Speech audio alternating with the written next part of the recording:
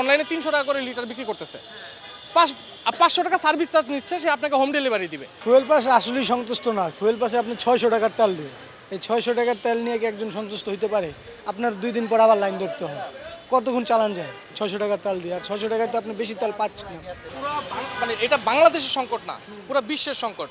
তেলের যে ক্রাইসিস, আপনি যে ৬০০ তেলের যে মানে ৬০০ টাকার যে তেলের কথাটা আপনি বলতেছেন, বর্তমানে কিন্তু পুরো বাংলাদেশে তেলের একটা সংকট, যে কারণে আমরা বিদ্যুৎ পাচ্ছি না, বা হচ্ছে সব জায়গায় ক্রাইসিস, কারণ বাইরে থেকে আমরা আনতে পারতেছি না, আমাদেরকে মিতব্যয়ী হইতে হবে। এখন আপনি ৬০০ টাকার যে তেলটা মানে আপনাকে দিচ্ছে, হয়তো আপনাকে একদিন বা ২ দিন পরে নিতে হচ্ছে। মোটরসাইকেলটা যেমন দেখা যায় যে আপনি মোটরসাইকেল আমরা সবসময় ফুল ট্যাঙ্কি লোড করি, কিন্তু এটা আমাদের জন্য কষ্টকর। এখন হয়তো আমরা হাফ ট্যাঙ্কি করতেছি, আমাদের ২ বার নেওয়া হচ্ছে।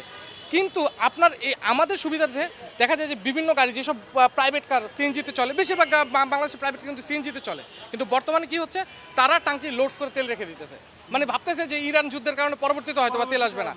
এই কারণে বাজারের একটা তেল একটা মানুষের কাছে নির্দিষ্ট পরিমাণ চলে গেছে, যে কারণে হচ্ছে বাজারের ক্রাইসিস। এই কারণে আমাদেরকে কষ্ট করতে হচ্ছে।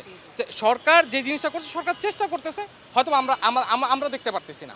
আপনি ওই যে কালকে মানে বললেন যে আপনি এটা স্বীকার করতে পারেন না যে অনেকে তাই লাইনে তেল আসে, বিভিন্ন মিডিয়াতে আসছে। আপনি অনলাইনে ঢুকে দেখেন, আমি আপনাকে ইনস্ট্যান্ট প্রমাণ দেখাতে পারবো যে অনলাইনে ৩০০ টাকা করে লিটার বিক্রি করতেছে, ৫০০ টাকা সার্ভিস চার্জ নিচ্ছে, সে আপনাকে হোম ডেলিভারি দিবে। তাহলে এই তেলটা সে লাইনে দাঁড়ায় নিচ্ছে, এটাই এই কারণে হচ্ছে আপনার আমার কষ্ট হচ্ছে। কারণ আপনি আর আমি যদি প্রতিদিনও তেল নেই, যদি পাম্পে ক্রাইসিস না থাকে, তাহলে কিন্তু আমরা প্রতিদিনই তেল পাবো।